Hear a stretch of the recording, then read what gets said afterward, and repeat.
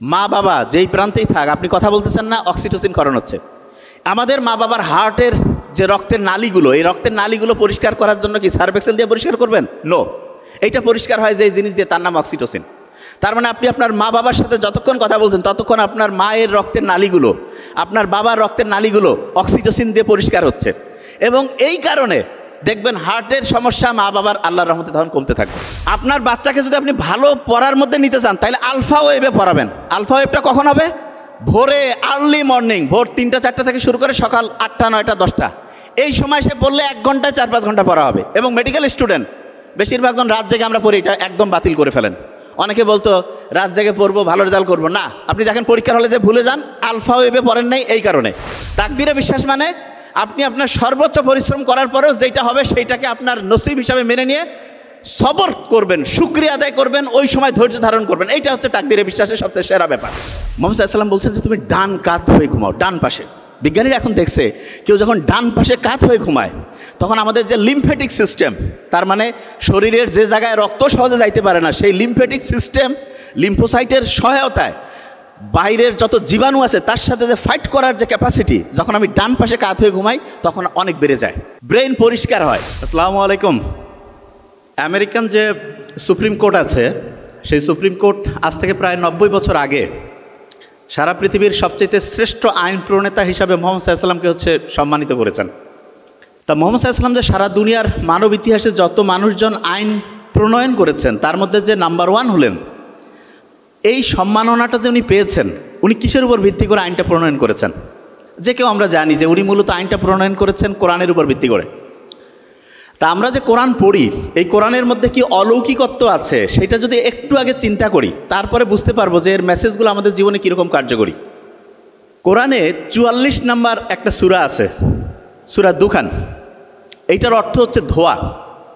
এই যে ধোয়া, এইটার যত উপাদান আছে তার মধ্যে সবচেয়ে প্রধানতম যে উপাদান, প্রধানতম, এখানে যে ছেলেরা আছে তারা বলবে প্রধানতম উপাদান কোনটা বলি তো একটু? ধোয়ার প্রধানতম উপাদান কোনটা? Carbon dioxide. ধোয়ার প্রধানতম উপাদান কি? Carbon dioxide. আচ্ছা আমাকে একটু বলেন তো, কার্বন ডাইঅক্সাইডের আণবিক ভর কত? 44। সূরা দুখান যে সূরাটা আছে, এটা কয় নম্বরে আছে কোরআনে? কত কত? 44। তার মানে ধোঁয়া নিয়ে আল্লাহ যখন কথা বলছেন, ধোঁয়ার যে সবচেয়ে প্রধানতম উপাদান কার্বন ডাইঅক্সাইড, সেইটা আণবিক ভর যেমন 44, ঠিক তেমনি করে ওই সূরাটা আল্লাহ কোরআনে সেটও করছেন 44 নম্বরে। অনেকের মনে হচ্ছে এটা বোধহয় একটা কাকতালীয় ব্যাপার, এমনি এমনি হয়েছে। নো, সূরা রহমান, এইটা কোরআনের কত নাম্বার সূরা কেউ কি জানা আছে? কত? 55। Very nice. কত? 55 নাম্বার সূরা। আর রহমান, এইটার অর্থ হচ্ছে মোস্ট মার্সিফুল, খুব দয়া করছে আল্লাহ আমাদের উপরে। আল্লাহ আমাদের যত দয়া করেছেন তার মধ্যে নাম্বার 1 দয়া, তার মানে যেটার উপর ভিত্তি করে আমরা বেঁচে থাকি। আচ্ছা, যে কাউকে যদি আমি বলি যে আপনাকে আমি 1000 কোটি টাকা দিব, এখনই আপনাকে মরতে হবে, ওই লোকটা কি রাজি হবে? নাকি বলবে যে না ভাই, আমাকে টাকা পয়সা কিছু দিতে হবে না, তুমি আমাকে কিছুদিন বেঁচে থাকার সুযোগ দাও? কোনটাতে মানুষ যাবে? টাকা নেবে নাকি বেঁচে থাকতে যাবে? কোনটা বলতে হবে কিন্তু, আমি কিন্তু এটা কোনটা বেঁচে থাকতে চাই। আচ্ছা, বেঁচে থাকার জন্য আমাদের টাইমের দরকার না, সময়? আল্লাহ মানুষের জন্য যতগুলো রহমত দিয়েছেন তার মধ্যে মোস্ট মার্সিফুল যেটা, সেটা হচ্ছে সময়, টাইম। এইটা সবচেয়ে দামি। টাইমকে যে আমরা মাপি, সময় পরিমাপের সবচেয়ে ক্ষুদ্রতম যে একক, সেটার নাম কি বলেন তো? বলতে হবে তো। কি নাম? কি নাম? Very fine, second. এবার আপনি সেকেন্ডের সংজ্ঞা যদি গুগলে সার্চ করেন অবাক হয়ে যাবেন। সেকেন্ডকে আগে পরিমাপ করা হতো একটা গোটাল দিন, ওইটাকে 86,400 ভাগে ভাগ করা হইতো, হওয়ার পরে তার একটা ভাগকে একটা সেকেন্ড বলতো। কিন্তু বিজ্ঞানীরা পরবর্তীতে দেখলো যে এই পৃথিবীতে বহু সাগর আছে, মহাসাগর আছে, তারপরে সোলার সিস্টেম, এইখানে মাঝে মধ্যে জোয়ার ভাটা হয়, মাঝে মধ্যে হচ্ছে গ্রহ উপগ্রহের গতিবেগের একটু তারতম্য দেখা যায়। এই কারণে এক দিনকে 86,400 ভাগে ভাগ করার পরে যে 1 সেকেন্ড করছে, সেইটার মধ্যে একটু কম বেশি হয়। এই জন্য বিজ্ঞানীরা খুঁজতে লাগলো যে আমরা সেকেন্ডটাকে এমনভাবে পরিমাপ করতে চাই, এমনভাবে যাতে করে 10 কোটি বছর পরেও 1 সেকেন্ডের এদিক ওদিক না হয়। তার মানে সময় পরিমাপের একটা সবচেয়ে স্ট্যান্ডার্ড সিস্টেম দরকার। এই জন্য 1960-এর দশকে তারা ক্যালকুলেশন করতে করতে করতে করতে একটা মৌলের খোঁজ পায়।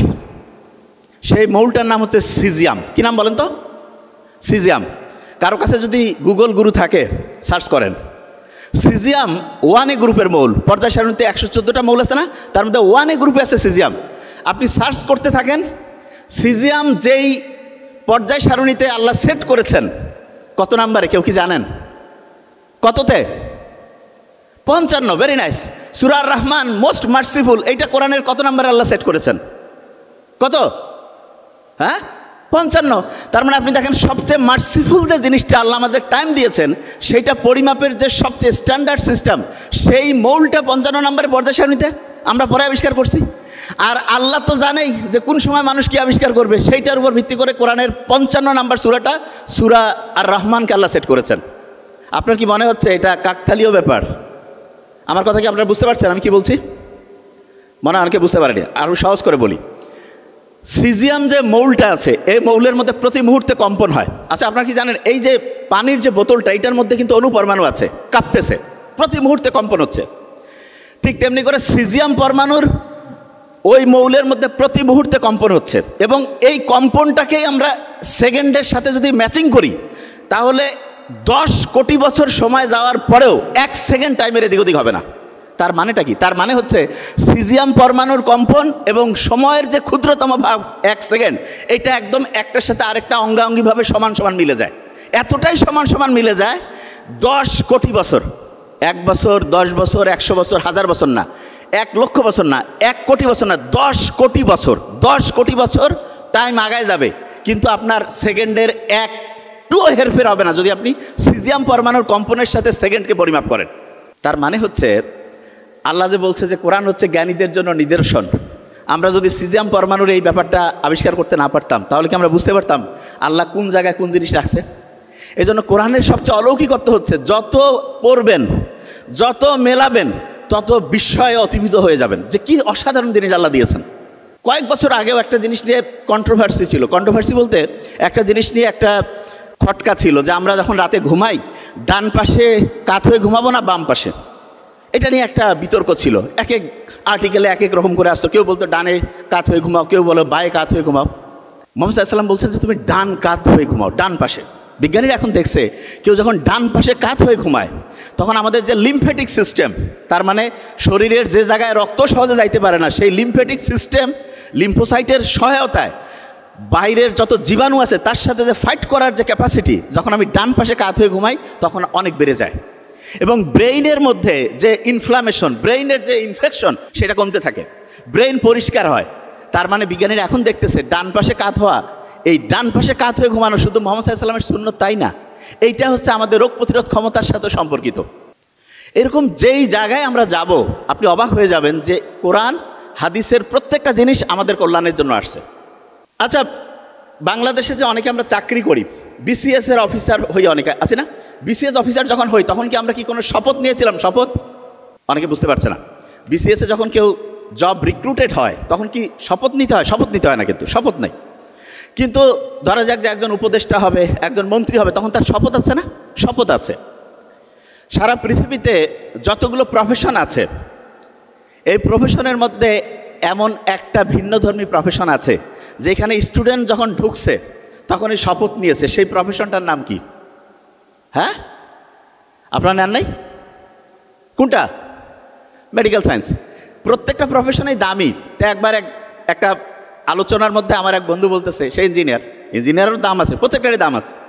বলতেছে যে আসলে ডক্টরের একসময় না হইলেও হবে, এমনিতে মজা করে। তাই আমি বললাম যে তুমি কি কোনো শপথ নিছো? বলছে কিসের শপথ? আমি বলছি না, তুমি যখন ইঞ্জিনিয়ারিং পড়তে গেছো তখন শপথ নিয়েছো কিনা? বলছে না, তখন তুমি শপথ নেয়নি।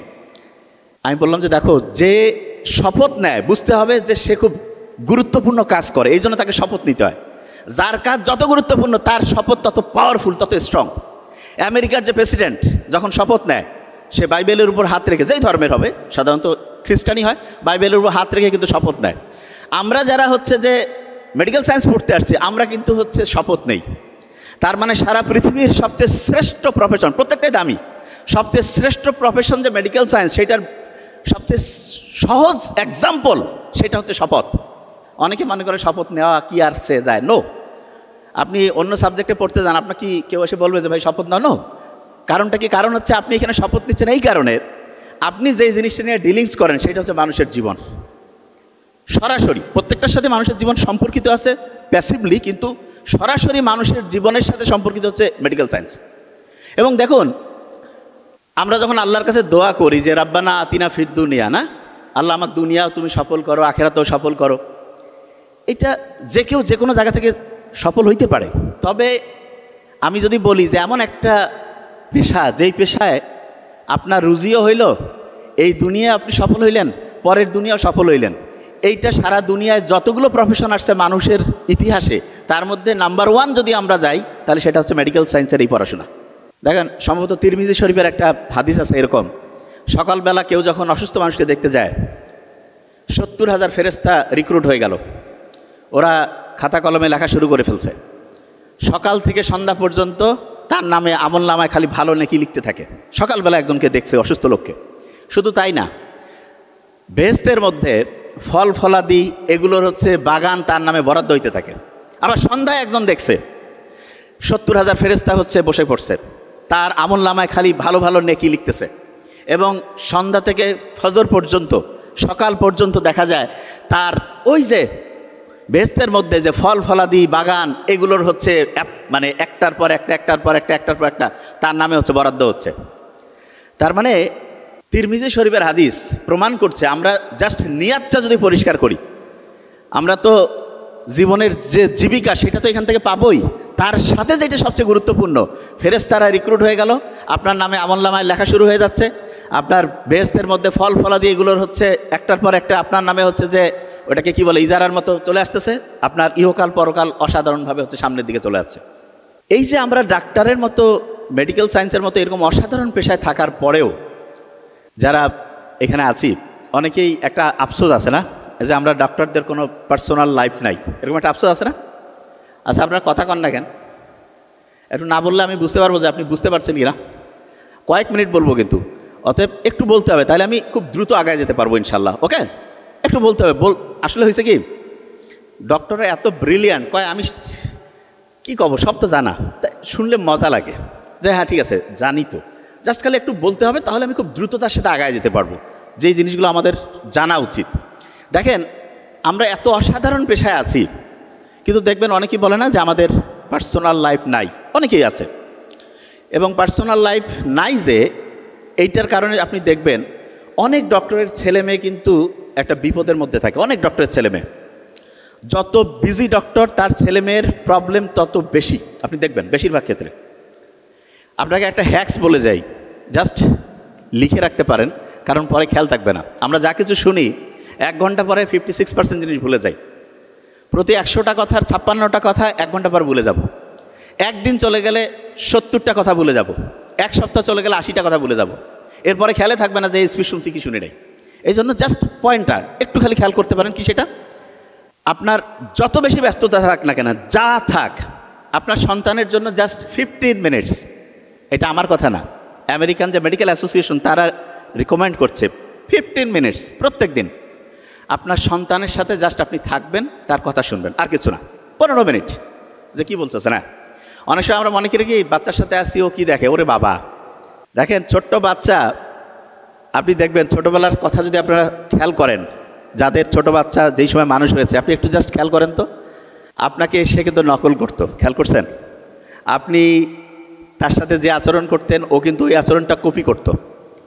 এবং খুব ইন্টারেস্টিং জিনিস, প্রত্যেক দিন 15টা মিনিট যদি আপনি বাচ্চার সাথে থাকেন, তাহলে কি হবে জানেন? আপনার এবং বাচ্চার মধ্যে ওই সময় অক্সিটোসিন ক্ষরণ হবে। আচ্ছা বলেন তো, অক্সিটোসিন আন্তরিকতা বাড়ায় না? এই আমাদের বাংলাদেশ, এই দক্ষিণ এশিয়ার ইসলাম প্রধান যে দেশগুলো আছে, এই দেশগুলো আব্বা আম্মা ভাই বোন ফ্যামিলির যে বন্ডিং, ইউরোপিয়ান কান্ট্রি থেকে এইটা আছে। ইউরোপিয়ান কান্ট্রিতে হচ্ছে ওই যে ওল্ড হোমে আব্বা আম্মা পাঠিয়ে দিছে, বাচ্চা পাঠিয়ে দিয়েছে, ওই যে ওটা কী কয়, চিলড্রেন হোম নাম দেওয়া যেতে পারে, চাইল্ড কেয়ারে পাঠিয়ে দিছে। এবং বাচ্চা কাচ্চা দেখা যাচ্ছে যে ওই জায়গায় আছে, দাদা দাদি আরেক জায়গায় আছে। সত্যিকার অর্থে শান্তি নাই, অক্সিটোসিনের কোনো বন্ডিং নাই, এবং ওই জন্য দেখবেন ওইখানে ফ্যামিলিগুলো ধ্বংস হয়ে যাচ্ছে। তা আমরা যদি প্রত্যেক দিন বাচ্চার সাথে জাস্ট 15 মিনিট সময় দেয়, 15 মিনিট, তাহলে দেখা যাবে ফ্যামিলির যে কানেকশনটা, ফ্যামিলির একজনের সাথে আরেকজনের সাথে যে আত্মিক সম্পর্কটা, এটা অন্যরকম পর্যায়ে চলে যাবে, আনবিলিভেবল পর্যায়ে যাবে। তাহলে আপনারা যারা আছেন, যত বেশি ব্যস্ততা থাকেন না কেন, প্রফেসর হই, প্রিন্সিপাল স্যার হই, ডিরেক্টর স্যার হই, যারা অনেকে মনে করে 15 মিনিট দিলে কী হবে, শুনেন। আপনাকে আজকে যদি আমি 1 টাকা দিই, দেখেন তো এটা যদি আগামীকাল 2 টাকা হয়, তারপরের দিন যদি 4 টাকা হয়, তারপরের দিন যদি 8 টাকা হয়, তারপরের দিন যদি 16 টাকা হয়, তারপরের দিন যদি 32 টাকা হয়, এরকম করতে করতে 31 নাম্বার দিন যখন হয়, জাস্ট 31 ডেজ, এরকম করে প্রত্যেক দিন টাকাটা ডাবল হচ্ছে। কেউ বলতে পারবেন 31 নাম্বার দিনে আপনার এই 1 টাকা কত টাকায় কনভার্ট হবে? 10 কোটির বেশি। Very nice. আর কেউ এদিকে 1 টাকা দিয়েছি, শর্ত হচ্ছে একটা প্রত্যেক দিন ডাবল হবে। 1 থেকে 2, 2 থেকে 4, 4 থেকে 8, 8 থেকে 16, মাইটোসিস কোষ বিভাজনের মতো। স্যার বলছে 10 কোটির বেশি। একজ্যাক্ট নাম্বারটা শুনলে আপনি হতবাক হয়ে যাবেন। 107 কোটির বেশি, 107 crores এর চাইতে বেশি। আপনি চিন্তা করেন তো, আমাদের শরীরে যে ট্রিলিয়ন কোষ, লক্ষ লক্ষ কোটি কোটি যে কোষ, শুরু কিন্তু মাত্র একটা কোষ থেকে, জাইগোট। 1টা থেকে 2টা, 2টা থেকে 4টা, 4টা থেকে 8টা, 16, 32, 64। এবং আপনি দেখেন তো এই সিস্টেমটাই, এই বাইনারি সিস্টেমটাই কাজ করে না কম্পিউটারে। আধুনিক এআই টেকনোলজি আসুক আর যাই আসুক, আল্লাহ যেখান থেকে সৃষ্টি শুরু করছে 2 থেকে 4, 4 থেকে 8, 8 থেকে 16, ঠিক ওই মেকানিজমটাই কিন্তু বাইনারি সিস্টেমে, আর্টিফিশিয়াল ইন্টেলিজেন্স বলি, ইন্টারনেট বলি, কোয়ান্টাম কম্পিউটিং বলি, সবগুলোতে ওইটাই কাজ করছে।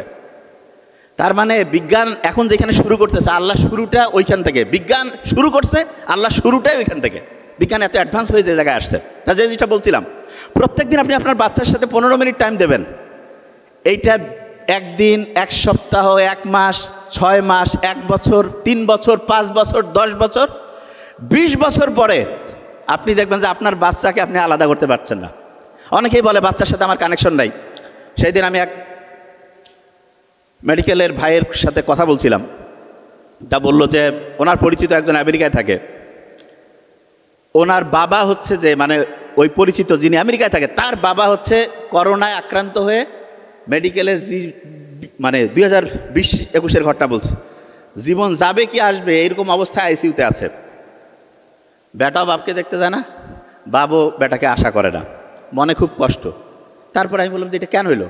বললো যে ওইখানকার ফ্যামিলিতে এরকম বন্ডিংস নাই, অথচ বাঙালি ছিল, বাংলাদেশ থেকে গেছে, এইরকম হাই প্রফেশনাল, তার ছেলে বাচ্চা ছোট থেকে বড় হইল, 22, 23, 25 বছর বয়স হলো, বাবা মৃত্যু সজ্জা। আচ্ছা, আমরা কি এটা চিন্তা করতে পারি? আমি একটা ঘটনা বলি। আমার ছোট ভাই ডক্টর নোবেল, তার এক ফ্রেন্ডের, তার নামটা রিভিল করছিলাম, ঘটনাটা জাস্ট এক্সাম্পল, খুব ভালো কাজ করে। তাদের যখন প্রপ পরীক্ষা হয়, বগুড়া মেডিকেল কলেজে যখন প্রপ পরীক্ষা হয়, সেই প্রপ পরীক্ষার সময় তার মা হচ্ছে প্রচণ্ড অসুস্থ হয়ে গেল, এবং প্রফের ভাইবা আগামীকালকে, সে প্রফের ভাইবা না দিয়ে চলে গেল হচ্ছে মাকে দেখতে। মার স্ট্রোক করছিল। তা খুব ভালো ছেলে ছিল, স্যারেরা খুব দয়া করে তাকে বলছে, ঠিক আছে তুমি অন্য যে আরেকটা যে রয়েছে গ্রুপ, তার সাথে ভাইবা দাও। ভাইবা দিয়ে সে পাশও করলো। ইন্টার্নশিপে যখন ঢুকবে, এই ইন্টার্নশিপে আমরা যাওয়ার সময় দেখা যায় না কাগজপত্র জোগাড়পাতি করে জমা দিতে হয়, ওই সময় তার মার রিকারেন্ট স্ট্রোক হলো। এবং ফ্যামিলিতে তার বড় ভাই অন্যরা হচ্ছে ঢাকায় থাকে, আর তার মা গ্রামে ছিল। সে তার মায়ের সাথে 24টা ঘন্টা, 7টা দিন, 1টা মাস, 1.5টা মাস সব সময় মায়ের টেক কেয়ার করছে। সত্যি কথা বলছি, কেউ যদি পার্সোনালি জিজ্ঞেস করে নামও বলে দিয়ে পারি, জাস্ট সবার সামনে নাম বলছি না। 1.5 মাস পরে যখন ডিরেক্টর স্যারের কাছে গিয়েছে যে স্যার আমার এরকম হয়েছে, মা এরকম অসুস্থ ছিল, এই ঘটনা, আমাকে জয়েন নেন। ডিরেক্টর স্যার বলছে তুমি ট্রেন মিস করছো, 6 মাস পরে আসো। তার মানে পরের যারা সাপ্লিমেন্ট গ্রুপ তারা কি করবে বেচারা। যদিও ডিরেক্টর স্যার এক্ষেত্রে হয়তো বা একটু মানবিকতা দেখালে হয়তো বা, যাই হোক, কিন্তু আল্লাহর প্ল্যান দেখেন কি করে। তারপরে সে আবার মায়ের সাথে হচ্ছে যে সেবায় সে নিয়োজিত হয়ে গেল। 6 মাস পরে সাপ্লি যে গ্রুপ ছিল তাদের সাথে জয়েন করলো। জয়েন করার পরে দেখেন আল্লাহর মেকানিজম কি, ইন্টার্নশিপ কমপ্লিট করলো, পোস্ট গ্রাজুয়েশন দিল, এবং সম্ভবত ডিপ্লোমা, না একটা ডিপ্লোমা তার কমপ্লিট হয়ে গেল। বিসিএস হচ্ছে না, লাস্ট কোন বিসিএসটা হলো ভাইয়া? 48 বিসিএসে সম্ভবত জয়েন দেয়নি ইনশাল্লাহ, এবং তারপরে 2-3টা বিসিএস একসাথে হয়ে বসে আছে, তার জয়েন হয়ে যাবে। তা আমি নোবেলকে বললাম যে ভাই তোমাদের ব্যাচের সবার স্ট্যাটিস্টিক্সটা কি? তো বললো যে আমাদের ব্যাচের পোস্ট গ্রাজুয়েশন একটা ডিপ্লোমা কমপ্লিট হয়েছে এবং বিসিএস হয়েছে, সম্ভবত সে আর কেউ আছে? নোবডি। আল্লাহ যে আছে এবং মা বাবার সেবা করলে, মা বাবার সাথে সময় কাটালে কিয়ামতে ওই সময় কি পাবো সেটা তো পাবোই, কিন্তু দুনিয়াতে যে তা পাওয়া যায়, নোবেলদের ব্যাচের ডক্টর তো তার একটা অসাধারণ এক্সাম্পল। গা কাটা দিয়ে ওঠে না? আমার তো গা কাটা দিয়ে উঠতেছে। আপনি মা বাবার সাথে সময় কাটাইলে শয়তানের মেজাজ গরম হয়ে যায়। এই জন্য দেখবেন বাপ মা ফোন দিলাই রাখো, অথচ বন্ধু বান্ধবের সাথে, এটা আমিও দেখছি আমার নিজেরও। তারপর আমি চেষ্টা করি আলহামদুলিল্লাহ, কারণ আমি জানি যে না, আমি বুঝি যে বড় শয়তান আসি কয় যে বাপ মার সাথে পরে কথা কইলে হবে। আপনি দেখেন মিলান, অথচ বন্ধু বান্ধব সবাই ঘন্টা বা ঘন্টা কথা বলছি, বাবা মা ফোন দিলে আচ্ছা ঠিক আছে নিজের লোক পরে হবে। মা বাবার সাথে যখন আপনি কথা বলেন তখন মা বাবা যেই প্রান্তেই থাক, আপনি কথা বলতেছেন না, অক্সিটোসিন ক্ষরণ হচ্ছে। আমাদের মা বাবার হার্টের যে রক্তের নালীগুলো, এই রক্তের নালীগুলো পরিষ্কার করার জন্য কি সার্ফেক্সেল দিয়ে পরিষ্কার করবেন? নো। এইটা পরিষ্কার হয় যে জিনিস দিয়ে, তার নাম অক্সিটোসিন। তার মানে আপনি আপনার মা বাবার সাথে যতক্ষণ কথা বলছেন ততক্ষণ আপনার মায়ের রক্তের নালীগুলো, আপনার বাবার রক্তের নালীগুলো অক্সিটোসিন দিয়ে পরিষ্কার হচ্ছে, এবং এই কারণে দেখবেন হার্টের সমস্যা মা বাবার আল্লাহর রহমতে তখন কমতে থাকবে। আমাদের এলাকার একটা ঘটনা বলি। লোকটা তুলনামূলক লোক মুখে শোনা খারাপ, খারাপ বলতে মানুষের সাথে অন্যায় অত্যাচার করত, খুব পাওয়ারফুল কিন্তু খারাপ। ওই লোকের মেয়ে হঠাৎ করে একটা বিয়ে করছে, সেই মেয়ের বাসায় গিয়েছে ওই লোক। যাওয়ার পরে, চেয়ারম্যান ছিল, নাম বলছি না, যাওয়ার পরে মেয়ে দরজা খুলে তাকে, তার বাবাকে ভিতরে ঢুকতে দেয়নি। বাপ কিন্তু প্রচণ্ড গুন্ডা বদমাশ যাই বলেন, কিন্তু মেয়ের সাথে তার কানেকশন অন্যরকম। এই যে মেয়ে তাকে অপমান করে তিরস্কার করে বের করে দিল, বাসায় আসতে পারে নাই, তার আগে হার্ট অ্যাটাক করে পৃথিবী থেকে বিদায় নিয়েছে। তার মানে মা বাবার সাথে সন্তানের বন্ডিংটা খারাপের দিকে গেলে আপনি আপনার আব্বা আম্মাকে অ্যাকিউট এমআই করে দুনিয়া থেকে বিদায় করে দেওয়ার একটা রাস্তার মধ্যে থাকতে পারেন। আর আপনি যদি বাবা মার সাথে সম্পর্ক পজিটিভ রাখেন, প্রতি মুহূর্তে রক্তের নালীগুলো পরিষ্কার হইতে থাকলো এবং আপনার আব্বা আম্মার হার্ট ক্লিন হইল, রক্তের নালী পরিষ্কার হইল, হার্টের সমস্যা থেকে দূর হয়ে বেশি দিন বাঁচার যে রাস্তা সেইটা আপনি গতিশীল করলেন। তাহলে আপনি চিন্তা করেন যে মা বাবার সাথে এই সন্তানের সম্পর্ক যত ভালো হবে। আমি একটা ইন্টারেস্টিং জিনিস বলি, এটা কোথাও সায়েন্টিফিক জার্নালে আসে নাই, কিন্তু আমার ক্যালকুলেশন, যেই ফ্যামিলির মা বাবা সৎ, সেই ফ্যামিলি থেকে মেডিকেলে এবং ভালো জায়গায় সন্তান চান্স পাওয়ার রেটটা সরকারিতে বেশি। এবং আমি এটা অবাক হয়েছি, আমার কাছে স্ট্যাটিস্টিক্স থাকে, তা আমাকে অভিভাবকরা অনেক সময় বলে, আমি যখন অফলাইনে পড়াতাম তখন এসে বলতো যে স্যার আমরা কি করতে পারি। আমি বলছি যে আপনি একটা কাজ করতে পারেন, অন্যের হক নষ্ট করবেন না, কোনো দুই নাম্বারই করবেন না, আপনার সন্তানের মেডিকেলে গভর্নমেন্টে চান্স পাওয়ার সম্ভাবনা বেশি। তার মানে আবার এটা না যে যারা গভর্নমেন্টে চান্স পায়নি সব অসৎ লোক, এটা বলছি না। জাস্ট বুঝাতে যাচ্ছি, যেই ছেলে মেয়ে সরকারিতে চান্স পায়, আমার অবজারভেশন অনুযায়ী তাদের বাবা মা সততা তুলনামূলক স্কেলে বেশি। তার মানে যে এর উল্টা নাই তা না। নূহ আলাইহিস সালামের সন্তান কিনান, নবীর ছেলে, চিন্তা করেন আল্লাহ অস্বীকার করছে। কি কারণে হইল? কারণ সে যাদের সাথে ঘুরতো সেই সঙ্গদোষটা ছিল শয়তানি। আপনারা যারা মেডিকেলের ডক্টর, অনেকের টার্গেট আছে না, আচ্ছা একটু হাত উঁচু করেন তো, যে আমেরিকা, ইংল্যান্ড, কানাডা, অস্ট্রেলিয়া যাবেন, কারা কারা একটু হাত উঁচু করেন তো, লজ্জা নাই কিছু। যারা আছেন, ভালো খবর আছে আপনাদের জন্য, যারা আছেন একটু হাত উঁচু করেন, কোনো খারাপ কিছু নাই, কারোর ট্যাগিং দেওয়া হবে না। আচ্ছা অনেকে আছে না যে আমেরিকা, ওয়েস্টার্ন কান্ট্রিতে যাবে, ভেরি নাইস। শোনেন, আপনি যখন বিদেশে যাওয়ার প্ল্যানিং করছেন, আমি আপনার একটা রিয়েল পিকচার বলি, রিয়েল। বিদেশে যে কার্টুন দেখায় আপনার বাচ্চাকে, কার্টুন, বিদেশে যে স্কুলের মধ্যে আর্ট কম্পিটিশন হয়, বিদেশে যে এসে রাইটিং হয়, বিদেশে যে কালচারাল প্রোগ্রাম হয়, এগুলোর মেইন থিমটা কি শুনলে অবাক হয়ে যাবেন। মেইন থিমটা হচ্ছে পরিবার ব্যবস্থা যেটা আছে এইটাকে ধ্বংস করা। তো অনেকের মাথায় যে পরিবার ব্যবস্থা ধ্বংস করবে, সিস্টেমটা কি? খুব সহজ সিস্টেম, সেম সেক্স ম্যারেজ। এইটা একবারে কাউকে দেখেন, আজ থেকে 15-20 বছর আগেও একটা ছেলে একটা মেয়েকে পছন্দ করে, এই কথাটা বলতে মানুষ লজ্জিত হইত। আর এখন ফেসবুকে, আমি তো প্রাইভেট কোনো আমার নাই, এজন্য আমি জাস্ট যেটা জানি সেটা বলতেছি, যে অনেকেই আছে না ইন এ রিলেশনশিপ, শয়তান, এবং ফ্যামিলি এখন এটাকে মেনে নিছে যে না এটা তো নর্মাল।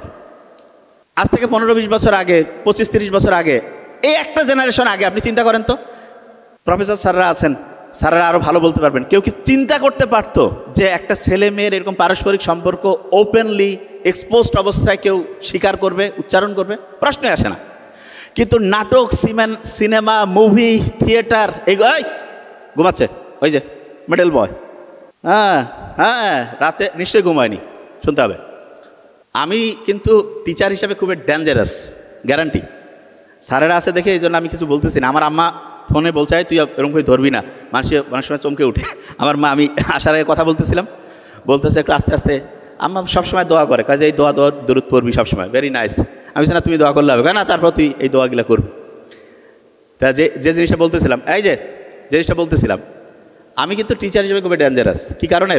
আমার সামনে বসে থাকবে 500 থাকুক, 300 থাকুক, প্রত্যেকটা কথা মুখস্থ করে আমি ছেড়ে দিই। এবং আমার ক্লাসে আলহামদুলিল্লাহ এমন খেয়াল আছে, নোবেলদের ব্যাচ ওরা জানে, 2 বছর ইন্টারে পড়েছে, মেডিকেলের সময় পড়েছে, এমন অনেক স্টুডেন্ট আছে একটা ক্লাস মিস করে নেই, নট এ সিঙ্গেল, একটা ক্লাসও মিস করে নেই। এমনও আছে যে একটা ব্যাচে ক্লাস করে আরেক ব্যাচে বসতো, মজা লাগে শুনতে। একই কথা তো আমি বলি না, ভিন্ন ভিন্ন স্টাইলে বলি, শুনতে মজা লাগে। তাই ইন্টারেস্টিং জিনিস যেটা, সেটা হচ্ছে যে এই যে 8-10 বছর আগেও কেউ রিলেশন এইটাকে সামনাসামনি বলতে লজ্জিত হতো, এই লজ্জাটাকে দূরে সরাই দিয়েছে। এরপরে তার টার্গেট যেটা, সেটা হচ্ছে সেম সেক্স ম্যারেজ, এইটার দিকে তাদেরকে উদ্বুদ্ধ করা। এবং অনেকে এখন মনে করতেছে না, এটা কিভাবে হয়। আজ থেকে 20-25 বছর আগে রিলেশনে থাকবে, এটা যেমন বলাটা অকল্পনীয় ছিল। আমরা যদি এগুলোতে সতর্ক না হই, আগামী 20-25 বছরেরও কম সময় দেখবেন যে ওই স্ট্যাটাসের মধ্যে দিয়ে দিছে। ওইটা অবিশ্বাস্য লাগতো যে এটা কীভাবে সম্ভব, যে এটা কেমন কথা।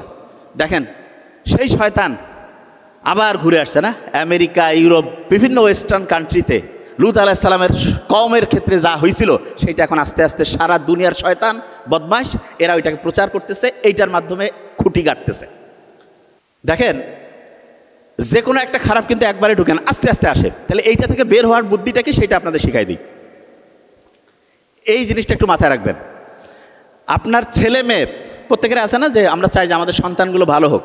আমি প্রফেসর স্যার থেকে শুরু করে অন্যদেরকে বলবো, দেখেন আমার অবজারভেশন অনুযায়ী অনেক বড় বড় প্রফেসরদের ছেলে মেয়ে যেই জায়গায় যাওয়ার কথা সেই জায়গায় যেতে পারে নাই।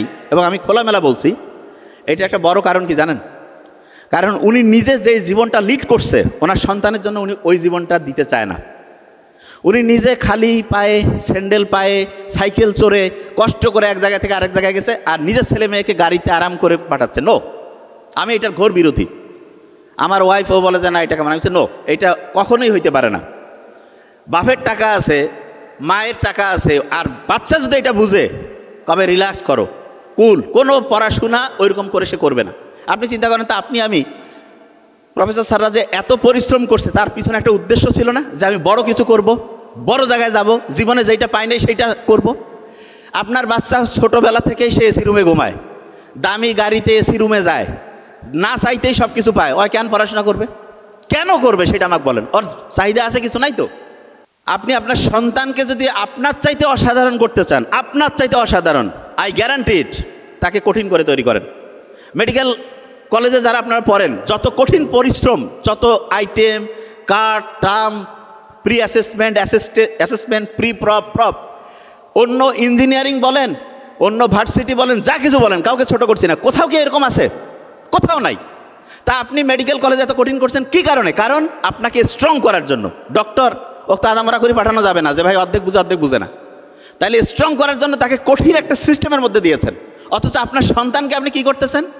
দুনিয়ার সব আরাম আয়েস দিয়া বলতেছেন তুমি পড়ো। কেন পড়বে বাবা? আমি তো ওই জায়গায় থাকলে পড়তাম না, কেন পড়বে? হ্যাঁ, হঠাৎ 2-1 এক্সেপশনাল থাকে, সেটা আলাদা। এবং এক্ষেত্রে বলবো যে ফিমেল ডক্টর যারা আছেন, আমার মা কিন্তু এই ক্ষেত্রে আমি বলি খুবই করা, আব্বার চাইতে। আম্মার কথা হিসাব সত্যিই বলছি আমি। এই জন্য আম্মার কাছে আমরা চাওয়ার চাইতে আব্বার কাছে চাই বেশি, কারণ আম্মা দিবেই না। যে কোনো একটা জিনিসে এটা কেন না হইলে হয় না। অথচ নর্মালি বোধহয় ফ্যামিলিগুলো তো উল্টা হয় না, যে বাবা একটু বোধহয় কড়াকড়ি করে মা। কিন্তু আমাদের ফ্যামিলিতে আমি দেখছি, আমার ছোটো ভাইও আছে, আমার ছোটো বোনও কয় আম্মা কইলে দিবে না, আব্বাকে আমরা কই আম্মা কোয়া যাবে না, কারণ আম্মা বললে দেখা যাবে একটা ভেজাল লাগাই দিছে, কবে এটা হবে না। তো এইটা আপনারা যারা ফিমেল ডক্টর আছেন, ফিমেল যারা, তারা শুনেন, আপনার বাচ্চাকে আপনি 3 বছর 10 বছর কষ্টে রাখলেন, এরপরে সারাটা জীবন ভালো চললো, সেইটা বেশি বুদ্ধিমতির কাজ হইলো না এখন তাকে আরাম দিয়ে সারা জীবন পরের যে জীবনটা ধ্বংস হইলো? এরকম বিভিন্ন শহরে আছে, দেখবেন যে বড় বড় শিল্পপতি, বড় বড় ডক্টর, বড় বড় মানে বিজনেস ম্যাগনেট তাদের ছেলে মেয়েদেরকে পুনর্বাসন কেন্দ্রে রাখছে। কি কারণে? ওই যে দৈনিক 15 মিনিটের কথা বলছিলাম না, সেটা দেয়নি। এবং শেষে যে দেখেন, ফ্যামিলিতে একটা যদি এরকম বকে যায়, একটা যদি রাস্তা থেকে দূরে চলে যায়, আপনার গোটাল শান্তি কীরকম দুর্বিষহ অশান্তিতে পরিণত হয়, মানে আপনি হতবাক হয়ে যাবেন। এই জন্য যারা ফিমেল ডক্টর থেকে শুরু করে অন্যরা আছেন, আর অনেকে আছে না যে ব্র্যান্ডেড জিনিস লাগবে, ব্র্যান্ডেড আছে কিন্তু। কারণ আমি কীভাবে বুঝি, আমার ওয়াইফের আমি দেখি তো, তবে আমার হিসাব খুবই ক্লিয়ার। ওই যাই থাক, আমার একটা প্ল্যানিং থাকবে যে এতটুকু আমি দিব তাকে, তার বেশি আপনি দিবেন ধ্বংস করে ফেলবেন। বিশ্বাস করেন, তাকে একটা ভালো জিনিস দিবেন, কিসের জন্য তাকে ভালো জিনিস দিবেন? যে একটা হচ্ছে যে আমি তোমাকে ছোট্ট গাড়ি কিনে দিব, ঠিক আছে, তুমি এই কাজটা করো, উপহার হিসাবে পাবা। এবং অনেকে চায়, আমরা কই যে না, আমি আমার বাচ্চার মনে কষ্ট দিব না। এখন কষ্ট দিবেন না, সারা জীবন আপনার বাচ্চাও কষ্ট পাবে, আপনার জীবনও ধ্বংস হয়ে যাবে। এই জন্য যে কথাগুলো বলছি, এগুলো মাথায় নোট ডাউন করেন এবং এইরকম করে আপনার ফ্যামিলিকে হচ্ছে রেগুলেট করেন। দেখেন যে ফিউচারটা কত অসাধারণ হইতে পারে। যে জায়গায় আমি ছিলাম, ফ্যামিলির বন্ডিংকে ঠিক রাখার জন্য, আপনার সন্তানকে ঠিক রাখার জন্য তাকে হচ্ছে যে আচরণটা কিভাবে শেখাবেন, সেটার একটা সহজ এক্সাম্পল বলি। আপনি চাচ্ছেন আপনার সন্তান আপনাকে সম্মান করুক, বড়দের সাথে ভালো ব্যবহার করুক, তাহলে এই কাজটা আপনাকে করতে হবে। এবং সেক্ষেত্রে আপনি কীভাবে করতে পারেন? আপনার ফ্যামিলিতে আপনার মা বাবা, হাজব্যান্ড ওয়াইফের যে পারস্পরিক মা বাবা থাকে, তাদের সাথে সম্মানসূচক আচরণ করুন। ফ্যামিলিতে যারা আছে সবার সাথে আপনি ভালো ব্যবহার করেন, আপনার সন্তান ভালো ব্যবহার শিখবে। এবং এই সন্তান যখন বড় হবে, সে তখন খারাপ ব্যবহার কারো কাছ থেকে অ্যাকসেপ্টই করবে না। অনেকে আছে না, বলে যে এই ফ্যামিলির এই বাচ্চাটা এত ভালো, কিন্তু দেখা গিয়েছে কোন একটা মানে একটা কি সম্পর্কে জড়াই গেল, যদিও সম্পর্ক জিনিসটাই হারাম। তারপরে ধরেন যে সে বিয়ে হয়েছে, কিন্তু দেখা যাচ্ছে পরে আবার ওইখান থেকে সেপারেশন, ডিভোর্স। কি কারণে? কারণ আপনি ফ্যামিলিতে বাচ্চাকে যখন ভালোবাসবেন না, ভালোবাসা তো ফাঁকা থাকবে না, তখন সে অন্য জায়গায় খুঁজবে। আর কিছু ধান্দাবাজ ছেলে মেয়ে সব জায়গাতে আছে, ওই আসিয়া অভিনয় করবে। হ্যাঁ, আমার কথা, ভালো ছেলে ভালো মেয়ে, এত টাইম কিভাবে সে পাবে যে একজন আরেকজনের পিছনে দৌড়াবে? এটা তো আমার ব্রেইনে কুলায় না। বহু টাইম লস হয় না? সে কেন লস করবে? সে যাবে, তার নিজের ক্যারিয়ার তৈরি করবে, নিজের জীবনকে অসাধারণ করবে, তারপরে হচ্ছে যে আল্লাহ যার সাথে যার সম্পর্ক রাখছে ইনশাল্লাহ হয়ে যাবে। তো এই জিনিসটা কিভাবে হবে? আপনি যখন ফ্যামিলি থেকে এই জিনিসটা প্র্যাকটিস করবেন তখন হবে। আপনি মুখে বলতেছেন এই তুমি আমাকে সম্মান করো, মানে আব্বা আম্মাকে, আপনি আপনার আব্বা আম্মাকে সম্মান করে না, ঘন্টু করবে, জীবনে করবে না, প্রশ্নই আসে না। এটা কখনোই করবেন না। আপনি মনে করতেছেন ওই শিখে না, ওই শিখে সবচেয়ে ছোটো বাচ্চাদের ব্রেইনের 3 বছরে সবচেয়ে সেরা ডেভেলপমেন্ট হয়। একটা নিউরনের সাথে আরেকটা নিউরনের যে কানেক্টিভিটি 3 বছর বয়সের মধ্যে সবচেয়ে বেশি হয়। হ্যাঁ, পরবর্তীতে আপনি চেঞ্জ করতে পারেন, পরবর্তীতেও চেঞ্জ করতে পারেন। অনেকে বলে যে ভাই আমি তো ভুল করে ফেলছি, আছে না অনেকে, যে বাচ্চার বয়স এখন তো 8-10 হয়ে গেছে, তাহলে এখন আমি তার ব্রেইনে নতুনভাবে তথ্য দিতে পারবো কিনা। শুনলে অবাক হবেন, যেই মা বাবা সন্তানের মাথার মধ্যে ঠিক তথ্য দিতে পারেন নাই, এখনও ঠিক তথ্য দেওয়ার বুদ্ধি আছে। বিজ্ঞানীরা এখন দেখছে কীরকম। আপনি কি জানেন মাথার মধ্যে 5 রকমের ঢেউ চলে, 5 রকমের। তার মধ্যে সবচেয়ে ভালো 2টা ঢেউ আছে, 2টা। আচ্ছা, ইংরেজির একটা অ্যাপ্রোপ্রিয়েট প্রেপোজিশন আছে না, অ্যাট, বলেন না কেন, কি আছে? অ্যাট। এতে হচ্ছে আলফা ওয়েভ। কি ওয়েভ? আলফা। আর টিতে হচ্ছে থিটা ওয়েভ, থিটা। এই 2টা খেয়াল রাখবেন, আলফা থিটা। এই 2টা খুব ভালো। আপনার বাচ্চাকে যদি আপনি ভালো পড়ার মধ্যে নিতে চান, তাহলে আলফা ওয়েভে পড়াবেন। আলফা ওয়েভটা কখন হবে? ভোরে, আর্লি মর্নিং, ভোর 3টা-4টা থেকে শুরু করে সকাল 8টা, 9টা, 10টা। এই সময় সে পড়লে 1 ঘন্টায় 4-5 ঘন্টা পড়া হবে। এবং মেডিকেল স্টুডেন্ট বেশিরভাগজন রাত জেগে আমরা পড়ি, এটা একদম বাতিল করে ফেলেন। অনেকে বলতো রাত জেগে পড়বো, ভালো রেজাল্ট করবো না। আপনি দেখেন পরীক্ষার হলে যে ভুলে যান, আলফা ওয়েভে পড়েন নাই এই কারণে। আর 2 নাম্বার যেটা, টিতে কোন ওয়েভ বলছিলাম? থিটা। শুনেন, প্রত্যেক দিন রাতে ঘুমানোর আগে আমাদের ব্রেইনের মধ্যে একটা দরজা আছে, দরজা। সেই দরজাটা যখন খুলে যায়, ওই সময় আপনি পিছনের দরজা দিয়ে ভিতরে ঢুকলেন, ঢুকে বাচ্চাকে যা বলবেন, 1 দিন, 7 দিন, 1 মাস, 6 মাস বলতে থাকবেন, ওইটা ওইখানে পার্মানেন্টলি লেখা হয়ে যাবে। এবং ওই দরজাটা খুলে রাতে ঘুমানোর আগে আপনি আপনার বাচ্চার সাথে একটু গল্প করেন, 2 মিনিট করেন, যে বাবা ইনশাল্লাহ তুমি খুব অসাধারণ হচ্ছ, মা তুমি খুব অসাধারণ হচ্ছ, তুমি সামনে ইনশাল্লাহ এইটা করবা, পজিটিভ কথা বলবেন। আর আমরা কি করি, এই তোকে দেওয়া হবে না, তুই তো শেষ, সারাদিন কী করছিস। তার মানে এই জিনিসটা ওই সময় দরজা খুলে ওই সময় যেটা বলবেন সেইটা হবে, আর আপনি ওই সময় নেগেটিভ কথা বলেন, নো নেভার।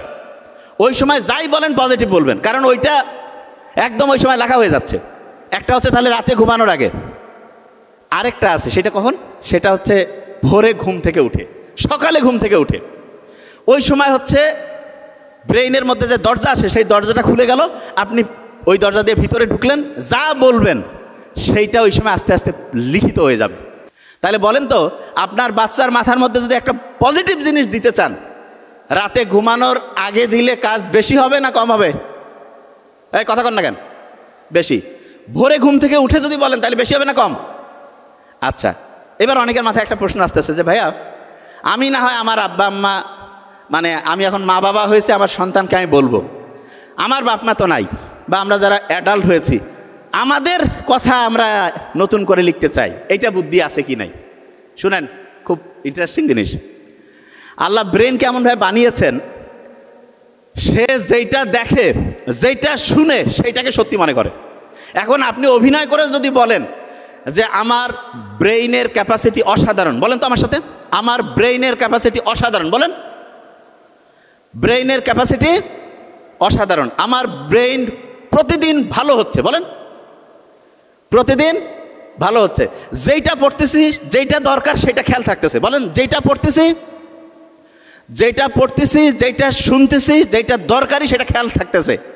বিশ্বাস করেন আপনার ব্রেইনের ক্যাপাসিটি বাড়বে। কিন্তু আমরা কি কই, অনেকে শয়তানি করে কয়, এই জন্য ইসলামে যে আছে না, শয়তান মিথ্যা কৌতুক করে বলিও না, বিজ্ঞানীরা এখন দেখতেছে আপনি কৌতুক করে মিথ্যা বলবেন, ব্রেন জানে না তো কৌতুক করতেছে, এটা বিশ্বাস করে। অনেকে বলে না যে কি অবস্থা, কয় যে ভাই আমার ব্রেন তো ভালো কাজ করে না, এবং অনেকে এটা মজা করে কয়। নো, নেগেটিভ কিছু কখনোই বলবেন না, সব সময় বলবেন যে আলহামদুলিল্লাহ আলহামদুলিল্লাহ আলহামদুলিল্লাহ। মোহাম্মদ সাল্লাল্লাহু আলাইহি ওয়াসাল্লাম কি কোনোদিন কইছে না আজকে ভালো লাগতেছে না, আলহামদুলিল্লাহ। আপনার অনেকের আরেকটা অভ্যাস আছে, কি বলে জানেন, বলে যে না আমার পড়ার প্রিপারেশন ভালো হয়নি। আচ্ছা, এরকম আছে না অনেকে যে প্রিপারেশন ভালো হয়নি অনেকের, কারা কারা পরীক্ষার আগে বলি, বলেন হাত উঁচু করেন তো, প্রিপারেশন ভালো হয়নি। মেডিকেল স্টুডেন্টের বেশিরভাগের এই জিনিসটা। আচ্ছা, এখানে স্যারদের জন্য একটা ইনস্ট্রাকশন আছে, প্রফেসর স্যাররা আপনাদের একটা জিনিস বলি, শুনলে অবাক হবেন। স্টুডেন্টদের আগে প্রফেসর স্যারদের বলি যে স্যারেরা একটা বড় রকমের গবেষণায় 50টা স্টুডেন্টকে আলাদা করে দেওয়া হয়েছিল, যেগুলো সবচেয়ে সেরা স্টুডেন্ট, প্রিন্সিপাল স্যার দিয়েছিল। এবং 3 মাস পরে পরীক্ষা হইলো, ওই 50 জন স্টুডেন্টের সবচেয়ে সেরা রেজাল্ট হইল। তখন প্রিন্সিপাল স্যারকে বলছে যে আপনি এইটা অসাধারণ, এই 50 জন স্টুডেন্টকে কীভাবে বাছাই করলেন? প্রিন্সিপাল স্যার বলল যে আপনাদের একটা রহস্য বলি। বলছে কি রহস্য? বলছে আমি আমার একান্ত যে পিএস তাকে ডাকছি, ডেকে বলছি এইখানে স্টুডেন্টদের সবার নাম আছে, তুমি 1 2 3 4 এরকম করে করে 50 জনের নাম উঠাও। 50 জনের নাম উঠিয়েছে। ওঠার পরে বলছি যে প্রত্যেকের নামে 3টা করে চিঠি লেখো। বলছে কীরকম? একটা চিঠি যাবে তার গার্ডিয়ানের কাছে, আরেকটা চিঠি যাবে যেই স্টুডেন্টরা যেই প্রফেসরদের আন্ডারে থাকবে তাদের কাছে, আরেকটা চিঠি ওই স্টুডেন্টের কাছে। কি লেখা আছে চিঠির মধ্যে? লেখা আছে যে আমরা ক্যালকুলেশন করে অ্যাসেসমেন্ট করে দেখেছি সবচেয়ে সেরা 50 স্টুডেন্টের মধ্যে তুমি একজন, আমরা চাই তুমি সামনে অসাধারণ রেজাল্ট করো। বাবা মার কাছে গেছে যে আপনার সন্তান সেরা 50-এর মধ্যে আছে, এত অসাধারণ স্টুডেন্ট আমরা পাই নাই, তার পিছনে আপনি হচ্ছে মনোযোগ দেন। টিচারকে বলছে আপনি সেরা 50 জন স্টুডেন্টকে পড়াচ্ছেন এবং আপনি সবচেয়ে সেরা টিচার দেখে আপনাকে দিয়েছে। টিচার মনে করতেছে আমাকে সবচেয়ে সেরা স্টুডেন্ট দিছে এবং আমি নিজেও সবচেয়ে সেরা টিচার। স্টুডেন্ট মনে করতেছে আমিও অসাধারণ স্টুডেন্ট। আব্বা আম্মা বাড়িতে করছে দৈনিক ডিম খাও, মাছ খাও, দই খাও, কেন? অসাধারণ স্টুডেন্ট আমার বাচ্চা। 1 সপ্তাহ, 1 মাস, 2 মাস, 3 মাস পড়লো, পরীক্ষার রেজাল্ট আসলো, ওই 50 জন সবচেয়ে সেরা রেজাল্ট করে ফেললো। তার মানেটা কি? তার মানে হচ্ছে টিচাররা যখন বিশ্বাস করে যেন আমার এই স্টুডেন্টটা ভালো। আমরা কিন্তু অনেক সময় টিচার, আমি তো মেডিকেল কলেজে পড়ছি, আমি স্যারদেরকে বলবো যে দেখেন স্যার, কখনো কোনো স্টুডেন্ট যদি মেডিকেলে তো চান্স পায় কারো সবচেয়ে ক্রিম অফ দ্য ক্রিম, সবচেয়ে সেরা স্টুডেন্ট, এই স্টুডেন্টটা কেন খারাপ হইলো এটা নিয়ে আমরা কোনোদিন গবেষণা করি না। তার মধ্যে একটা বড় কারণ যে কোনো একজন টিচার হয়তো বলছে তুই পাবি না, তুই কীভাবে মেডিকেলে পড়ছিস, তোর দ্বারা হবে না। জীবনে কোনো স্টুডেন্টকে কখনোই এরকম নেগেটিভ কথা বলবেন না, এটা খুবই খারাপ। স্টুডেন্ট যেই পরিস্থিতিতেই থাক তাকে বলবেন যে বাবা তোমার সমস্যাটা কি আমাকে বলো, ইনশাল্লাহ আমরা একসাথে সামনে আগায় যাব। জাপানে কেউ যদি ফেল করে তখন তাকে সামনে নিয়ে এসে চতুর্দিকে তার আত্মীয় স্বজন, বন্ধু বান্ধব, টিচাররা তার সম্বন্ধে খালি পজিটিভ কথা বলে, এরকম অসাধারণ করছে, তুমি সামনে এটা করছো, সামনে এই জিনিসটা তোমার দ্বারা হবে। এবং ওই স্টুডেন্ট তখন কনফিডেন্ট ফিরে পায়, সে সামনে অসাধারণ রেজাল্ট করে। প্রফেসর স্যারদেরকে বলবো, যে কোনো স্টুডেন্ট, যেই লেভেলের স্টুডেন্ট হোক, তাকে সবসময় উৎসাহিত করবেন। আমার একজন প্রফেসর স্যার কিছুদিন আগে পৃথিবী থেকে গিয়েছেন, বিদায় নিয়েছেন। পেডিয়াট্রিক্সে আপনার বোধহয় সুজা স্যারের নাম শুনছেন, আমাদের নীলফামারী মেডিকেল কলেজের উনি হচ্ছেন প্রিন্সিপাল ছিলেন। আমার খেয়াল আছে মেডিকেল কলেজে অনেক তো টিচার পেয়েছি, তার মধ্যে মনে দাগ কাটে কারা, যে খুব ভালো পড়ায় নো, ওই টিচাররা সবচেয়ে বেশি মনে দাগ কাটে যারা একটা স্টুডেন্টকে উৎসাহিত করছিল, বাবা তুমি ভালো, এইটুকু হয়তো বা টিচার এমনিতেই সবাইকে বলে, কিন্তু আপনাকে যে বলছে আপনি বলছেন এই টিচারের মতো কেউ নাই। তা আমি দেখছি আমাদের মেডিকেল কলেজে প্রফেসর জাকির হোসেন স্যার, তারপরে Sarwar sir, professor Sarwar sir, এবং প্রফেসর আল্লাহ ওনাকে বেহেশত নসিব করুক সুজা স্যার, তো উনি কি খুব অসাধারণ পড়াইতেন? না, স্টুডেন্টকে উৎসাহিত করছেন। তার মানে আপনি টিচার হিসেবে আপনার মূল কাজ পড়ানোর চাইতে বেশি ইম্পর্ট্যান্ট, বেশি গুরুত্বপূর্ণ আপনার স্টুডেন্টকে হচ্ছে উৎসাহিত করা। আচ্ছা, টিচার বানানটা ইংরেজি কি দিয়ে শুরু? হ্যাঁ, টি দিয়া কোন ওয়েভ। তার মানে টিচারের কাজ ব্রেইনের মধ্যে থিটা ওয়েভ তৈরি করা। থিটা ওয়েভ মানে কি? ব্রেইনের মধ্যে প্রত্যেক মুহূর্তে 4টা থেকে 8টা ঢেউ চলতেছে, প্রতি সেকেন্ডে 4টা থেকে 8টা ঢেউ। এবং ওই সময় যেই কথাটা দিবে সেই কথাটা ব্রেইনের একদম দরজার পিছন দিয়ে যে ওইটা সত্যি হওয়ার সম্ভাবনা বেড়ে যাবে। এবং স্টুডেন্টদেরকে বলবো, টিচারদের সাথে বেশিরভাগ ক্ষেত্রে স্টুডেন্টরা সম্মান যতটা করে আমি জানি না কতটা, ভয়ে অনেকে করে, কিন্তু আমি বলবো যে ওপেন থাকতে হবে। এক্ষেত্রে স্টুডেন্টের চেয়ে টিচারের গুরুত্ব বেশি। কেননা অনেক সময় আমরা কি বলি, আমাকে প্রফেসর স্যাররা বললো যে মানবিক ডাক্তার যাতে, আমি বলবো যে মানবিক ডাক্তার হওয়ার 1 নম্বর শর্ত, আমরা প্রফেসর স্যাররা যত বেশি মানবিক হব স্টুডেন্ট অটোমেটিক হবে। এই যে স্টুডেন্টদের, আমরা যে ইন্টার্ন ডক্টর, তাদের কষ্টটাকে আমি চিন্তা করি।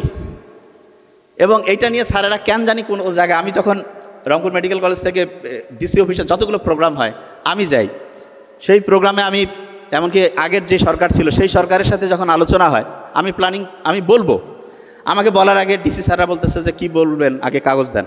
আমি বলছি না স্যার, আমি তো মাথা থেকে বলি, আমি তো লিখে। বলছে না, ওইটা হবে না। আমি বলছি না, তাইলে তো আমি বলে লাভ নেই, কারণ আমি যেই কথা বলতে চাই সেই কথা লিখিত ফরম্যাটে দিলে আগেই কবে যে আপনার দরকারে নেই, আপনি বাড়িতে বসে থাকেন। প্রাইম মিনিস্টারের সাথে করোনার সময় যে মিটিংগুলো হতো, অনেকে জানে না যে এগুলো মিটিং কীভাবে কন্ডাক্ট হয়। একদম মুখ্য সচিব একজন বসে থাকেন, প্রাইম মিনিস্টার ওইখানে, ধরা যাক যায় প্রাইম মিনিস্টার 2 ঘন্টা পরে আপনাদের সাথে মিটিং করবেন, তার আগে সব শর্টেড লিস্ট হবে, সব কিছু আলাদা, আপনার একদম আলাদা করে দিল যে আপনি কি বলতে পারবেন, কি বলতে পারবেন না, আপনি কোন অ্যাঙ্গেলে দাঁড়াবেন, আপনার চুলটা ঠিক আছে কি না, মাথা সব কিছু একদম ওকে। তারপরে ওইখানে আপনি যে বলবেন, বলার আগে মনে করেন আপনি কোনো প্রশংসা করেন নাই, 2-4টা কথা ওরাই ঢুকাই দিবে যে এই কথাগুলো বলবেন। একবার তো এক ইমামে এত ভালো কথা শুরু করলো, ওইখানে দোয়া শুরু হয়ে গেছে, বুঝার কোনো বুদ্ধি। এটা আমি প্র্যাকটিক্যাল কথা বলছি। আমি তারপরে ডি স্যারকে বললাম, স্যার এইরকম প্রোগ্রাম করে লাভ কি, যেখানে সত্যি কথা বলতে পারবো না? তখন আমি নাম নিচ্ছি না, ওই ডি স্যার বললো যে নাবিল তোমার একটা ঘটনা বলে। আমি বলেন স্যার।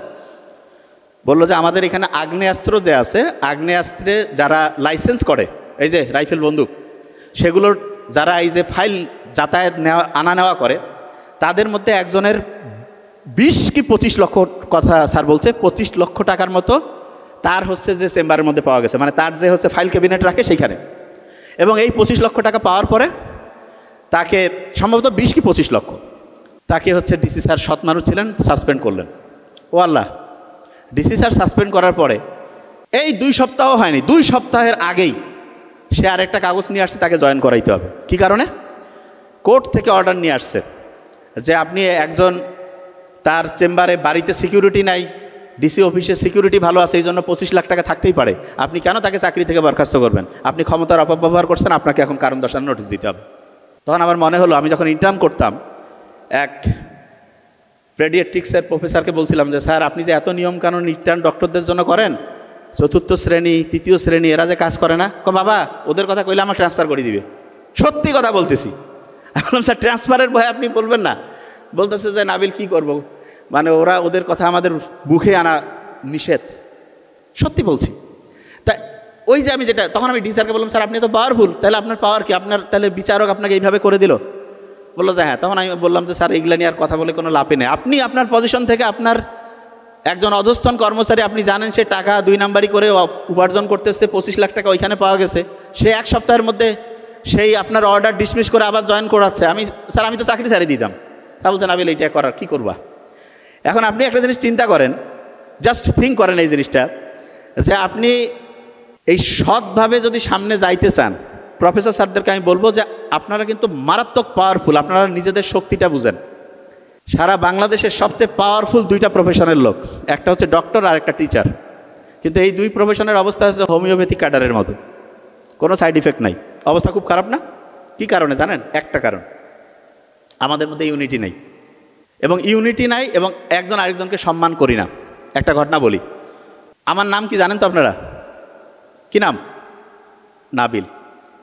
আমার নামে কিন্তু গাড়ি আছে জানেন তো। তা আমি তখন মেডিকেল ইন্টার্ন কমপ্লিট করে আসতেছি, তা আমাকে একটা গাড়িতে, আমি গাড়িতে কিন্তু উঠতে পারি না, নর্মালি আমি অটো টটো এগুলোতে যাতায়াত করি বা ট্রেন। তা আমাকে আমার এক ফুফা বললো যে নাবিল তুমি এখানে উঠো। তা আমাকে নাবিল বলছে। আমি যখন উঠলাম, পাশে যে ড্রাইভার বলতেছে যে, মানে আমাকে ইশারা করতেছে যে আপনি হচ্ছে ইয়া করেন। আমি বললাম না, আপনি চালান। বললেন যে পারমিশন দিলেন? আমি বললাম হ্যাঁ। আমি কিছু কী ব্যাপার, পারমিশন চাচ্ছে আমার কাছে, ব্যাপারটা কি? ঠিক আছে, গাড়ি 10 কিলো 20 কিলো গেল, রংপুরের কাছাকাছি যখন আসলো, দরজাটা খুলে দিল। খুলে দিয়ে আমার পায়ে সালাম করে, আমার সিনিয়র, মানে হয়তো আমার স্বাস্থ্য দেখে মনে হয় সিনিয়র মনে করছে, বলছে যে আমাকে একটু দোয়া করে দেন। আমি বললাম কেন? বলছে স্যার, মানে স্যার না, বলছে ওস্তাদ আমার ইচ্ছা আমি বড় গাড়ি চালাবো। আমি বললাম ওস্তাদ মানে? বলছে যে ওস্তাদ আপনি নাবিল গাড়ির ড্রাইভার না? ও চালায় হচ্ছে ছোটো গাড়ি, ওর শখ হচ্ছে নাবিল গাড়ি, মানে প্রফেসর হবে, নাবিল গাড়ির সে ড্রাইভার হবে। বলছে যে একটু দোয়া করে দেন আমি যাতে এই বড় গাড়ি চালাইতে পারি। তা আমি বললাম যে এখন আমি চিন্তা করতেছি এর মনের আশা কি আর দুরাশায় পরিণত করা যায়? আমি বললাম যে খুব শীঘ্রই তুমি চালাবা। তারপর আমি পকেট থেকে টাকা দিচ্ছি, করছে হাত এরম করছে, হচ্ছে না ওস্তাদ এটা কেমন কথা, আপনি আমার টাকা দিবেন? তারপরে আমি বলছি যে শুনেন, নাবিল গাড়িতে আমার লোক আছে, আমার নাম যেহেতু নাবিল, আমি এটা ব্যবস্থা করে দিব, আপনি টাকাটা নেন, নাহলে কিন্তু হবে না। ও টাকা নিবেই না। শেষে আমি তাকে জোর জবরদস্তি করে, আমি নাহলে কিন্তু আমি দোয়া ফিরাই নিব, তারপরে তাকে টাকা দিতে পারছি। তখন আমার মনে হলো, আমার ওই ছোটো ভাই যে ডক্টর নোবেল, ওকে বলি যে কোনো ডক্টর যদি কখনো দেখাতে আসে বা তার নিজের আব্বা আম্মা ভাই বোন, জীবনে যত টাকা হোক দিয়ে দিবা, কখনোই না। এবং আমার কাছে আমার যে একাডেমিতে যে পড়ে, আমি ডক্টরের ছেলে মেয়ে যদি কোনোভাবে আমার নজরে আসে, ডক্টরের ছেলে মেয়ে যারা আমার একাডেমিতে যা জানে, টাকা পয়সা জীবনে অনেক ইনকাম করবো, আল্লাহ চাইলে যে কেউ আমরা করব। টাকা, ডক্টরের সাথে ডক্টরের সম্পর্ক, এই জন্য অনেকে ডক্টর জানে যে আমিও যদি কোনোভাবে জানতে পারি, গোটাল টাকাটা আমি দিয়ে দিই যে উপহার হিসাবে। আসলে টাকা তো ব্যাপার না, এটা একটা সম্মান, যে আমার কমিউনিটির একজন, সে আমার কাছে পড়লো, তার কাছে তো 15-20 হাজার টাকা কোনো ব্যাপার না, কিন্তু আমি যারা সম্মান করি, ভ্যালু করি, এটা তো একটা অন্যরকম জিনিস। আমাদের এই জিনিসটা আনতে হবে। এবং আমি আপনাকে একটা জিনিস বলি, গোটাল ডক্টর সোসাইটি কিন্তু একটা ওই যে গোটাল মুসলিম কমিউনিটি যেমন একটা, এরকম গোটাল ডক্টর সোসাইটি। আপনি খালি একটা জিনিস চিন্তা করবেন, আপনি আপনার ছোট বড় এদের যে কাউকে শাসন করতে পারেন, যে কোনো কিছু করতে পারেন, ওকে। কিন্তু আপনি এই জিনিসটা তো জানেন না যে আব্বা আম্মা ঝগড়াও করা যাবে, কিন্তু সন্তানের সামনে না, বাইরের লোকের সামনে না। তাহলে আপনি ডক্টর, আরেকজন ডক্টরের সাথে যে আপনার সম্পর্কটা, এইটা বাইরে আপনি যখন মানে প্রকাশ করেন শত্রুতা, বাইরে যখন প্রকাশ করেন আরেকজনের প্রেসক্রিপশন একটু ইগনোর করলেন, এইটা কি বাইরের লোক বুঝে না? তখন দেখবেন যে আপনাকে সে আরেকজনের ডাক্তার বদনাম করবে, ওকে যা আপনারটা বলবে এবং একটা গ্যাঞ্জাম লাগাই দিবে। এই জায়গা থেকে বের হইতে চাইলে আমি বলি, ওই নাবিল গাড়ির কাউন্টারের যে লোকজন, মানে গাড়ির যারা, তাদের কাছ থেকে ভদ্রতা, বড়দের সম্মান, ছোটদের স্নেহ, এটা শিখতে হবে। এইটা যদি আমরা শিখি, দেখবেন যে ডক্টরের যে শক্তি বলতে আমি কি বুঝাচ্ছি সেটা বুঝেন। শক্তি বলতে এটা না যে 2 নাম্বারিগিরি করবো, ওই কি বলে এটার নাম, একটা অন্যায় করবো আর ওইটা হচ্ছে সাপোর্ট করবো। নো, আপনি আপনার সম্মান নিয়ে যাতে চলতে পারেন সেই জিনিসটা নিশ্চিত করতে হবে, এইটা খুব গুরুত্বপূর্ণ।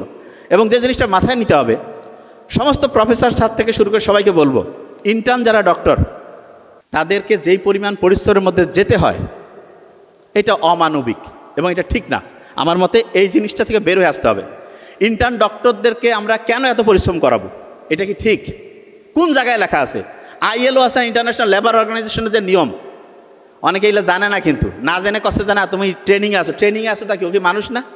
ও কি রোবট নাকি যে চার্জ দিয়ে দিলাম, ব্যাটারি আছে যে ভাই হ্যাঁ 60% চার্জার লাগে দাও চলবে? নো। এবং ডক্টরের ব্যবহার খারাপ হওয়ার সবচেয়ে বড় কারণ, 1 নম্বর কারণ, ডক্টর প্রপার রেস্ট পায় না। প্রপার রেস্ট যদি ডক্টর না পায় তাহলে সে কাজ করবে কি করে? তাহলে অসাধারণ হবে কি করে? এবং আরেকটা জিনিস বলি, রাতের ঘুম কার্ডিয়াক ইউনিটে একজন ডক্টর গোটাল নাইট করতেছে, এটা কি হইতে পারে? সর্বোচ্চ আমি বলি যে একজন ডাক্তার সর্বোচ্চ 2 ঘন্টা একা দিতে পারে, কিন্তু একটা গোটাল নাইট যদি সে সিপিআর দিতে হয় কীভাবে দিবে? আপনারা তো জানেন সিপিআরের নিয়ম, ও একা কী করবে? তাইলে আপনারা কীভাবে এটা মানেন? এবং আপনারা মনে করতেছেন যে আপনি ডক্টর, আপনি নিজের অবস্থানে জানেন না, আপনি পিছনে কার পাতি নেতা হ্যান ত্যানের পিছনে দৌড়ান, আপনি নিজের অবস্থান জানেন? আপনি কি? আপনি নিজের অবস্থান জানেন না দেখে আপনার এই অবস্থা হয়েছে। যত বড় যাই হোক, আপনার মতো পড়াশোনা কে করছে আপনি জানেন? সারা বাংলাদেশ দেখেন, সারা দুনিয়া দেখেন, ডক্টর যারা রিয়েল তারা কোন জায়গায় আছে, আর আপনারা পিছনে পিছনে দৌড়ান। মানে আপনার নিজের অবস্থান আপনি বুঝেন না। এই জায়গাটা থেকে বের হবেন প্লিজ। এবং সবসময় মাথায় রাখবেন, আপনি আপনার ছোট যারা তাদের সাথে যত ভালো ব্যবহার করবেন আপনার পাওয়ার বাড়বে। আপনি ডিসি থেকে শুরু করে ওদের দেখবেন, ম্যাজিস্ট্রেটদের একটা জায়গায় যদি গ্যাঞ্জাম লাগে ওরা সব কাজ বন্ধ করে দিবে। আমার খেয়াল আছে, এক জায়গায় গেছিলাম, বেগম রোকেয়ার একটা প্রতিষ্ঠানে ঢুকবে আমাদের সাথে জিনিস, ইনি হচ্ছেন মানে উপসচিব না, ডেপুটি সেক্রেটারি। তা বলছি ডেপুটি সেক্রেটারি ঢুকবে, ওরা বুঝে না। কিছুক্ষণ পরে বললাম ম্যাজিস্ট্রেট আসছে, তাড়াতাড়ি ফাঁকা করো রাস্তা, ঢুকতে হবে। ম্যাজিস্ট্রেট বুঝে, ডেপুটি সেক্রেটারি যে কত বড় লেভেলের অফিসার সেটা বুঝে না।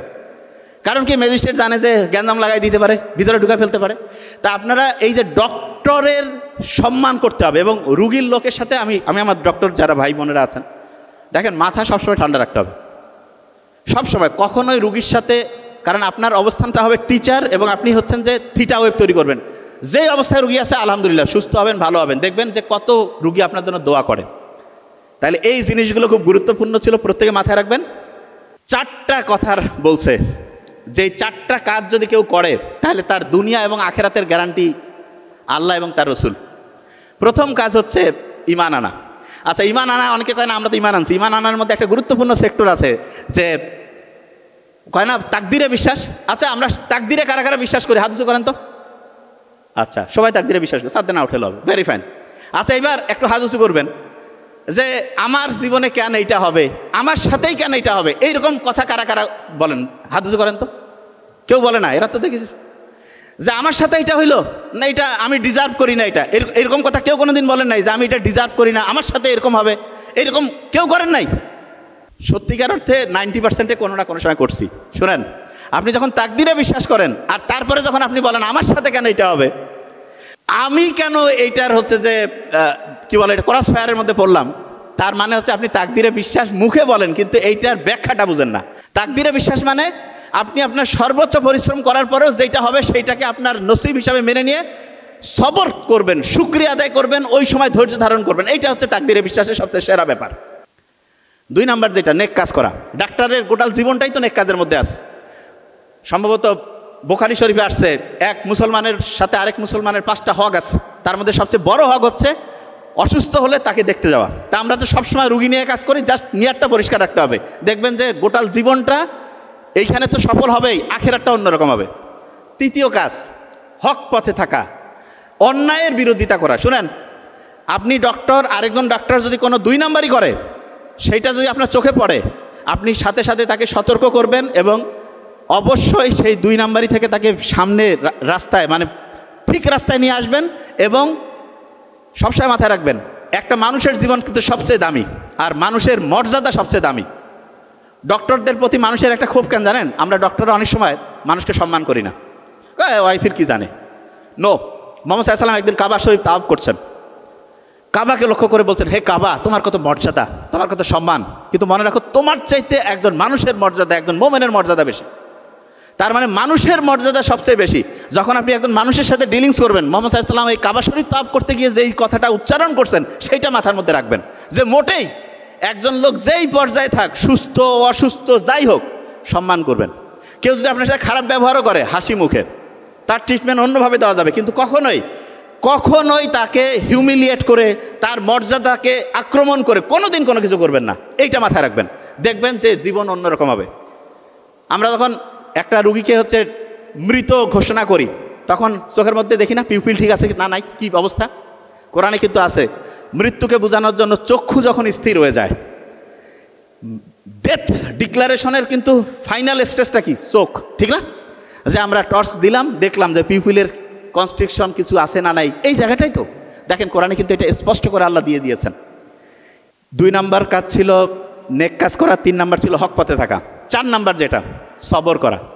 দেখেন গোটাল ডাক্তারের জীবনটাই কিন্তু সবরের মধ্যে, এবং সবরের মধ্যে বলতে শোনেন, আপনার রুগী কম করে দেখেন, কিন্তু রুগীকে বলবেন যে আমি আপনাকে ভালো টাইম দিব, আমাকে হচ্ছে ভালোভাবে রেস্ট নিতে হবে, আমার ফ্যামিলিকে ভালো টাইম দিতে হবে, আমার ব্রেনটা আলফা ওয়েভে থাকবে, থিটা ওয়েভে থাকবে, আপনারও আমি সুন্দর ট্রিটমেন্ট দিয়ে ভালো ব্যবহার করে জীবনটাকে সুন্দর করতে পারবো।